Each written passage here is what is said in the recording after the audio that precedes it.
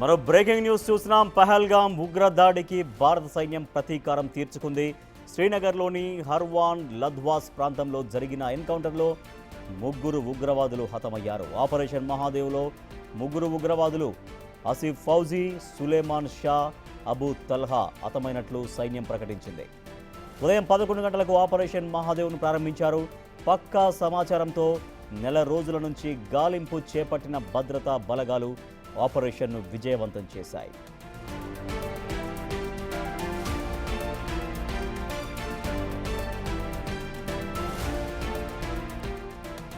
Operation Mahadev కోసం కొద్ది రోజులుగా దళాలు పకడ్బందీగా ప్రణాళికను సిద్ధం చేసినట్లు సమాచారం.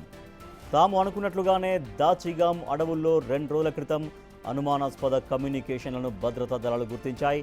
వాస్తవానికి ఆర్మీ, సిఆర్పీఎఫ్, జమ్మూ కాశ్మీర్ పోలీసుల జాయింట్ ఆపరేషన్ నిర్వహించాయి. ఇక హతమైన ఉగ్రవాదులపై ఒక్కొక్కరి మీద 20 లక్షల రివార్డు ఉంది.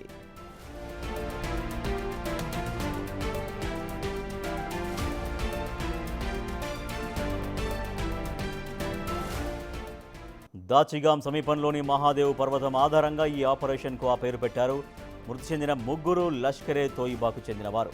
అదేవిధంగా ఘటనా స్థలంలో AK-47 రైఫిల్స్ను స్వాధీనం చేసుకున్నారు. ఇక దళాలు వేగంగా స్పందించి చర్యలు తీసుకున్నాయని నార్థర్న్ కమాండ్ అధిపతి లెఫ్టినెంట్ జనరల్ ప్రతీక్ శర్మ అభినందించారు.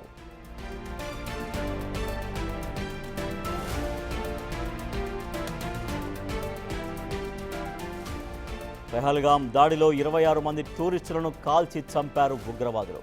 ఏప్రిల్ 22న TRF ఉగ్రవాద సంస్థకు చెందిన ఉగ్రవాదులు పహల్గాంలో ఈ మారణ హోమానికి పాల్పడ్డారు. మొత్తానికి పార్లమెంట్లో ఆపరేషన్ సింధూర్పై చర్చ జరుగుతున్న వేళ పహల్గాం దాడిలో పాల్గొన్న ఉగ్రవాదుల ఎన్కౌంటర్ ప్రాధాన్యం సంతరించుకుంది.